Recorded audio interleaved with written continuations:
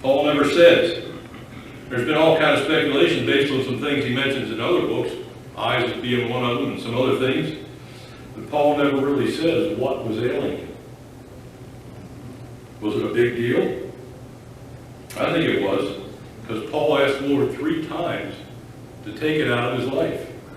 Apparently Paul felt it was somewhat of a hindrance. You know, and he said, listen, God, you can do it. Take this thing out of my life.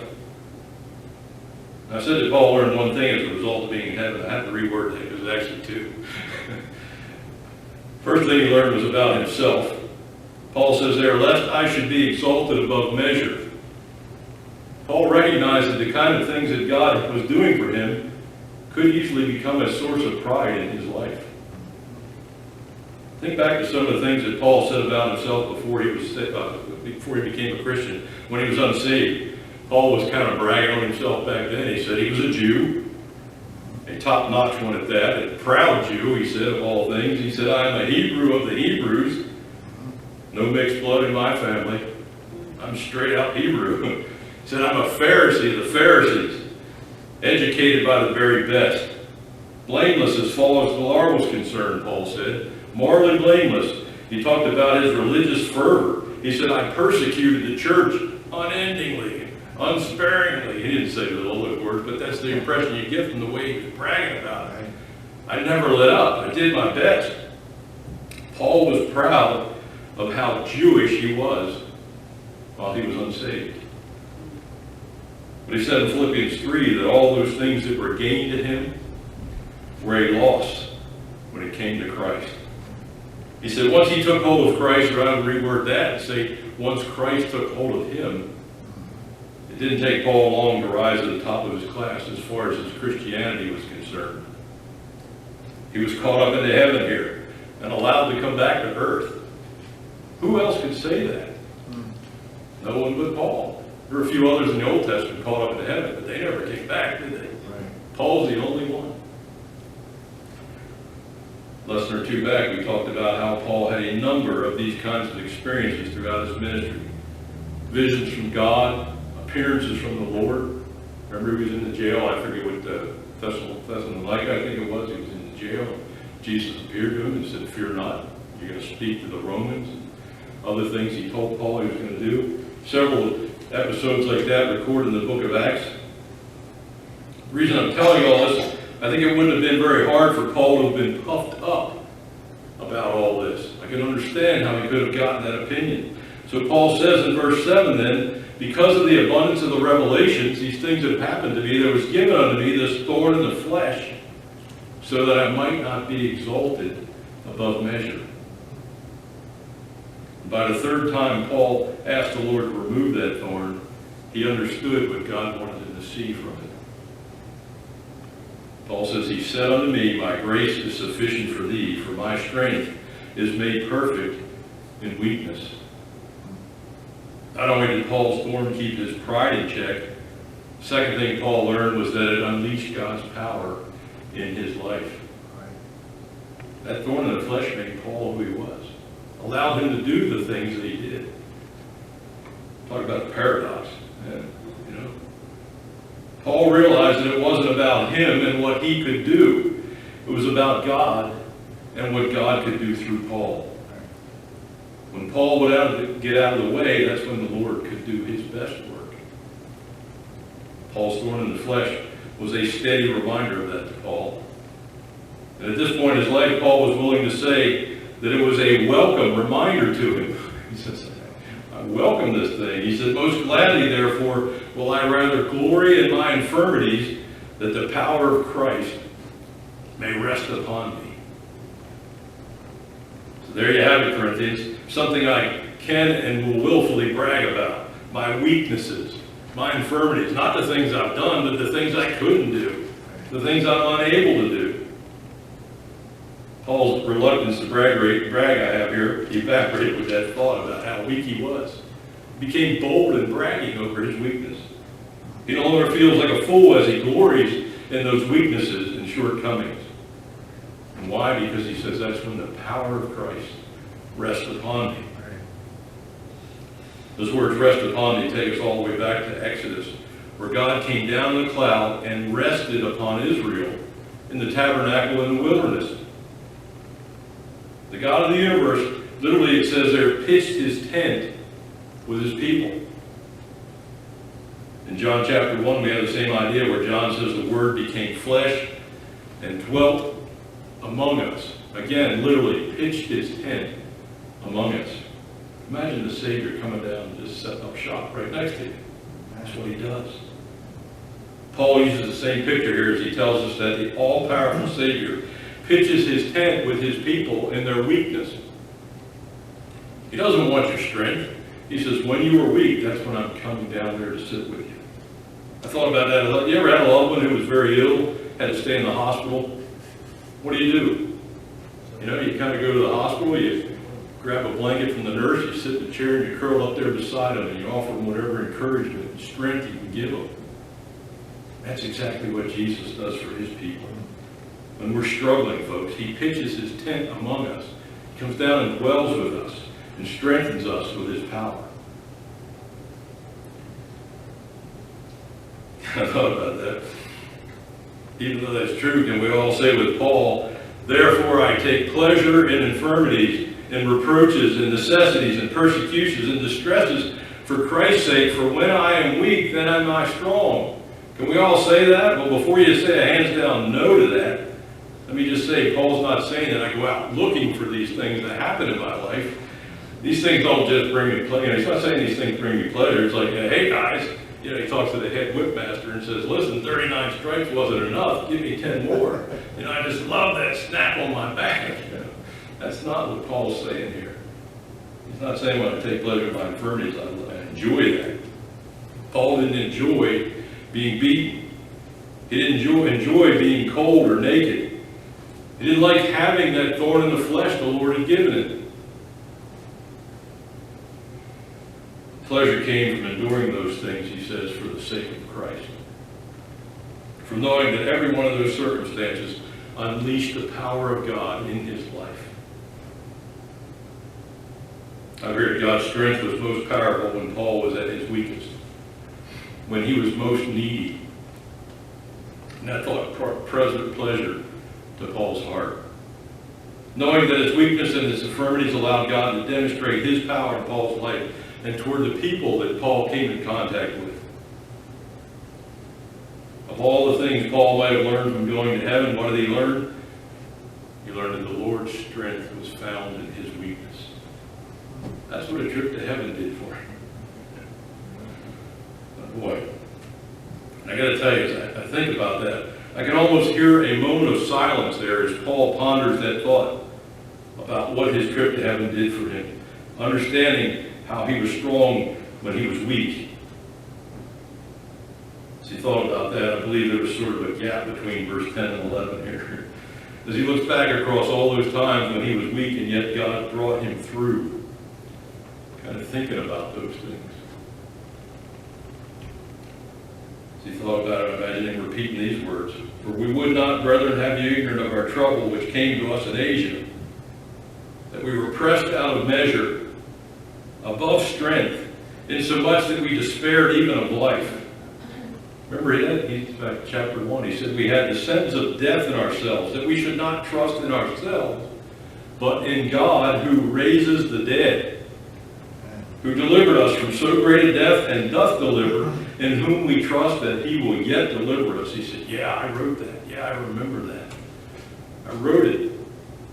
How about this? He said, well, we have this treasure in earthen vessels, just weak clay pots. That's what we are. He says we carry around the treasure of Christ, that the excellency of the power may be of God and not of us. We are troubled on every side, yet not distressed. We are perplexed, but not in despair, persecuted, but not forsaken, cast down, but not destroyed. For we which live are always delivered from the death unto death for Jesus' sake, that the life of Jesus might be made manifest in our mortal flesh. He says, yeah, I wrote that in chapter 4 of this book, or this letter. And finally, but in all things approving ourselves as the ministers of God, in much patience, in affliction, in necessities and distresses, in stripes and imprisonments and tumults and labors and watchings and fastings, by the word of truth, by the power of God, by the armor of righteousness on the right hand and the left. Remember that picture we had there? There's that armor coming and attaching itself to his arms to hold him up. He said, we are as unknown yet well known, as dying and behold we live, as chastened and not killed, as sorrowful yet always rejoicing, as poor yet making many rich, as having nothing and yet possessing all things. Yeah, I wrote that in chapter 6. Man. Paul understood this, didn't he? He got the message. Are we starting to get what Paul gets here? This is how God works, folks. It doesn't matter how bad things get, how dire the circumstances. Long after we have given up, God's strength is there. And it empowers us to get the job done, whatever the job may be. Paul understood that. Man, I like that. I don't know about you folks, but in my own life, it seems like about 90% of the time, I don't allow myself to get out of the way long enough for God to go to work. Rather than let God, I can hear me find this thing, but rather than let God wield his 40-pound sledgehammer, I end up running around whining and complaining because all I've got to work with is this thing right here. You know, that's about as much strength as I got, whatever this little hammer will do. God keeps telling me to lay that thing down. He says, I know it's all you've got, but you don't even need that. He says, embrace your weakness and allow me to demonstrate my power through your weakness. And when we do that, folks, it's amazing what God can do. Because his strength is made perfect in weakness. When I am weak, Paul says, and I say, then I am strong. Then am I strong. As I said a moment ago, I sort of had the sense that there was this little pause here, a long pause even between verse 10 and 11, as Paul pondered how that truth had been demonstrated over and over again in his life. How dealing with that thorn in the flesh and all those other periods of weakness had brought countless demonstrations of God's power over the past 14 years. Remember, Paul said, hey, this took place 14 years ago. And he's been thinking about all the times when God brought him through since then. Then it seems, verse 11, like he sort of snaps back into the reality of the situation here at Corinth. Oh, he says, look at this. He said, I am become a fool in glorying. Ye have compelled me. For I ought to have been commended of you. For in nothing am I behind the very chiefest apostles, though I be nothing. And in verse 12, he says, truly the signs of an apostle were wrought among you in all patience, in signs and wonders and mighty deeds. Paul kind of collects himself there as he's dwelling on that thought. He goes, oh man, he said, I've said way more than I should. He says, I've become a fool in glory. But you forced me into it. Now listen, let me say, Paul's not putting blame on these folks. He's just pointing, or these folks at the church, he's just pointing out the facts. Paul says, look, you guys should have been commending me, not tearing me apart. Remember, Paul said earlier, I was your father in the Lord. Look at the changes that took place in your life as a result of my ministry to you. He said, you should be thankful for that. You should be saying good things about me.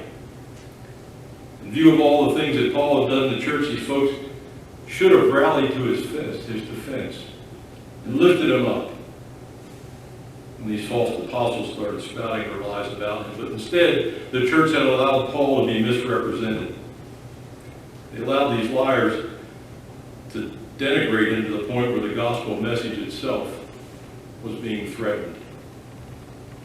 Paul was forced to speak up for himself and his authority to proclaim that message. He says there at the end of verse 11, he says, look, he says, even though I am nothing, whatever I am or have accomplished has resulted from God's grace, even though I am nothing, he says, there is not one thing or one area that I'm inferior to these super apostles. Or as I would translate, these super liars. There's nothing where I come short of them. I think right here Paul could have rightly asked, what have they done? Just name one thing where their ministry was superior to mine. Just one. That's all I want. Once again, let me just say, Paul's not blowing his horn here. He's not tuning his own horn. This is Paul pointing out what should have been obvious truths to the church. He was better than these liars. His ministry was far more profitable to the people of the church. Now, if you were keeping score of the effectiveness for the Lord that Paul had compared to theirs, Paul would have been ahead like 100-0, right? And yet he says here, I am nothing. Though I come behind in nothing, I am nothing. Back in 1 Corinthians 4, verse 1, Paul said, we are just stewards of the mysteries of God. None of this is of us. We're just carrying around and doling out what God has given us.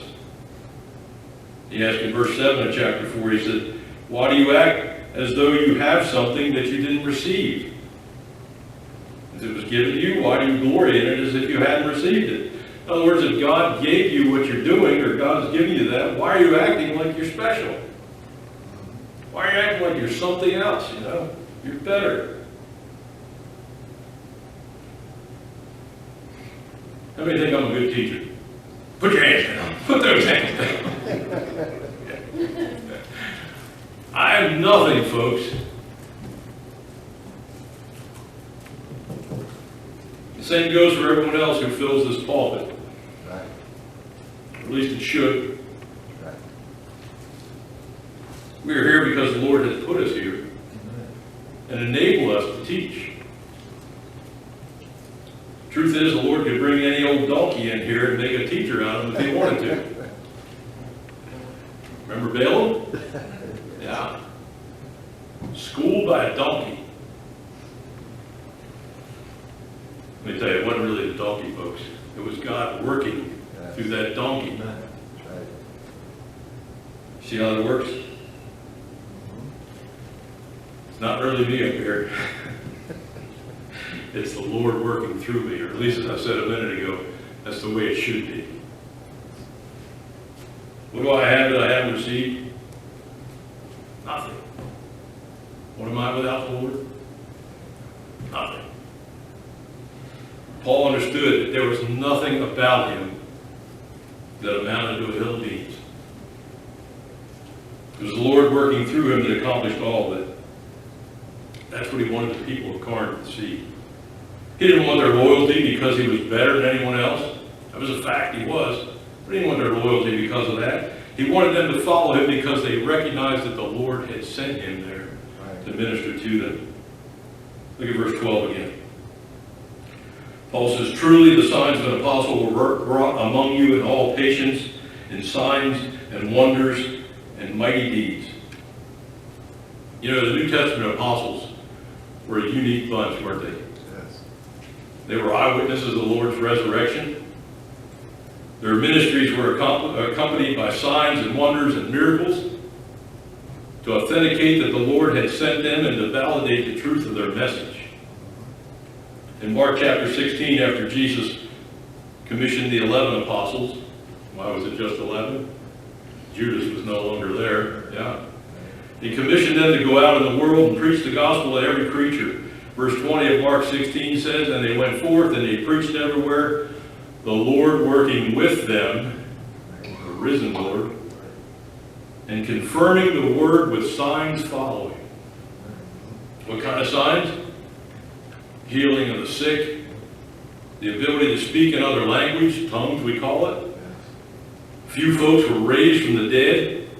Actually, records a time when Paul was standing around a fire, a snake came out of the fire and bit him, a poisonous snake. Didn't affect him one bit, he just kept on doing what he was doing. All things that ordinary people just didn't do, the apostles were capable of doing.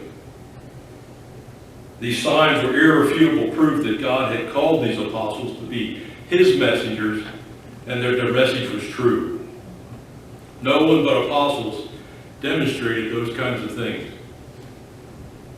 And Paul says here, these apostolic works, if you want to call them that, have been demonstrated when I've ministered to you. Now, I will say there are no records in our Bible of Paul having done any of these things, the signs, the wonders, the great works. in the city of Corinth. You go through the book of Acts, there's nothing that happened in Corinth that's recorded like this. But there's no question from what Paul says here that they were all done. Corinthians were eyewitnesses to it. And surely it would have been easy enough to call Paul out on that if it wasn't true, wouldn't it?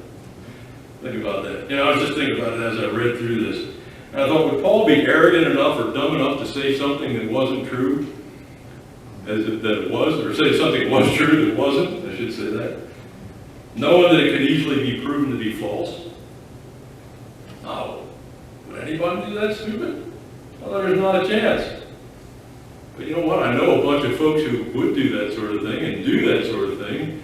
And most of them are hanging out in Washington, D.C. You know, think about that. I got to tell you, I don't know why, but as I thought about that, I thought about how brazen you have to be to flat out lie like that and not care when you get caught. Couldn't help but to think of the words of Isaiah, where he wrote back in Isaiah chapter 5, he said, "Woe unto them that call evil good and good evil." Boy, we got a lot of that going on in Washington as well, don't we? Seems like anything that God has an opinion on, our present leadership and our society in general are in opposition to that opinion. Things like abortion. Think about that. Acceptable with a large chunk of our population. And it seems that our government now is prepared to fight to the death to preserve the right to terminate children. What about homosexuality?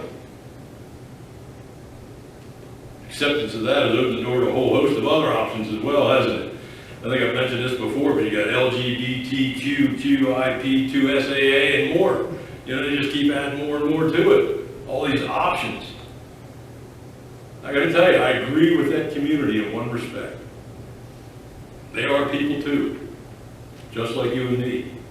They're God's children. They do deserve the same rights that we have as people. That doesn't mean I have to condone their behavior and embrace their lifestyle, so to speak. But boy, if someone finds out that we or I happen to agree with God's opinion on that, then we're labeled as the evil ones. Right. We're haters, bigots, homophobes, all sorts of things. We'll lose our job because of it. Cancel us out, you know. Be ostracized. This twisting of good and evil works its way into everything that we do. How about the push to eliminate gender? Isn't that a crazy thing? You know what God said?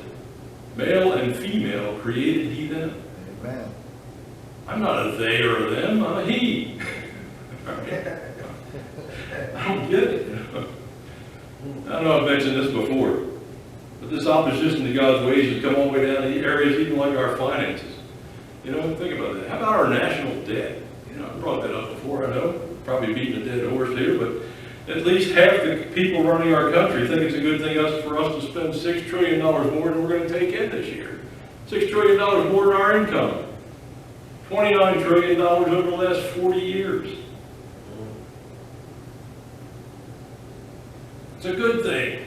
It's good for the country. Yeah. So a moment ago, it seems that whenever God says something is no good, then the world must deem it to be good. Woe unto them that call evil good and good evil. As God issued that warning through Isaiah to his generation, I wonder if he had future generations like ours and mine. I'm thinking, boy, he must have been able to see where we were headed. God understands, doesn't he? Isaiah 5:24 gives us the end result of perverting God's truth. Isaiah 5:24 says this, "Therefore, as the fire devoureth the stubble, and the flame consumeth the chaff, so their root shall be as rottenness, and their blossom shall go up as dust. Because they have cast away the law of the Lord of hosts, and despised the word of the Holy One of Israel." I thought, judging by the decline in our country, I think God may have already lit the match as far as we're concerned. We're on fire, folks. Our country's on fire.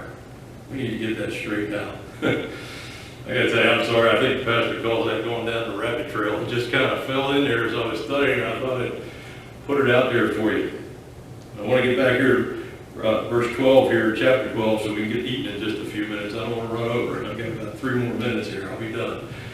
Look at chapter 12 there again, verse 12. It said, Paul said, truly the signs of an apostle were wrought among you in all patience and signs and wonders and mighty deeds. And then verse 13, for what is it wherein you were inferior to other churches? Except it be that I myself was not burdensome to you. Forgive me this wrong. Paul says the works of an apostle were done among you. It says in verse 13, is there anything that I didn't do for you that was done for other churches? I got to think it's a little bit of Paul's sarcasm coming through here again. So did you folks get left out in anything? The obvious answer is no. But wait, oh, Paul says, I can think of one thing. I can tell you one thing I left you out. And he said, I didn't charge you anything when I was working there. I didn't charge you. I was not burdensome to you. Then he borrows a phrase from comedian Steve Martin that he kind of made popular back in the 70s. He says, well, excuse me. You know, Paul says, forgive me this wrong. And I believe that's the attitude he had it in because when Paul wrote this, because there was nothing wrong with what he had done. These folks had somehow twisted what was good, a free pass from Paul. You know, how long was Paul there the first time? He was there in Corinth 18 months and never got a cent from these people. Never took a dime, worked for nothing. What was a gift from Paul, some folks had somehow turned into an evil thing, made bad. Paul says, when we were with you there, I demonstrated the signs and wonders and mighty deeds, all things that could only be attributed to the power of God working through me. He said, you saw it all. You saw it for free. Works that only an apostle could do, apostle of the Lord could be doing, is capable of doing. I thought, you know, if these things were works that only apostles could do, and Paul's adversaries here in Corinth were false apostles, were they doing any of these things? No. Then what was the Corinthians' problem? What was their problem with Paul? I can't figure it out. And I'm thinking that's where Paul was by this point in the book. I don't understand. You know, it's kind of funny. People say all the time, you know, if I could just get a sign from God, I believe. If I could just have a sign from God, if He could just show me, I believe. This church here in Corinth had seen the signs, and yet they were still convinced and led astray by these false teachers, these slick talkers. Couldn't help but think of the nation of Israel. Man, talk about seeing signs and wonders. The 10 plagues. Man. You know, the crossing of the Red Sea as the water rose up the side and they walked through on dry ground. The manna in the wilderness, the rock that flowed with the water out of it. All those things, and yet that entire generation never made it to the promised land. Right. With the exception of Joshua and Caleb, they all died in the wilderness. And why? The Old Testament says because of their unbelief. Unwilling to believe. What about all those signs? Well, they were just signs. That's all they were. They were proof that God was there with them, but you still had to believe and trust in God to become part of His family. The same was true during this time of the apostles here. The signs weren't done to make the people believe. The signs were there to let them know this message was from God. These signs, these wonders, these miracles, these mighty deeds were all things that only God could do. This message was from Him, and Paul is saying you ought to believe. You still have to make that choice. And he's calling on the Corinthians here to make a choice. Paul is essentially saying here in verse 12, Corinthians, was God working through me, or wasn't He? The signs and wonders and mighty deeds are the proof that it was Him, and I am here because He sent me to be here.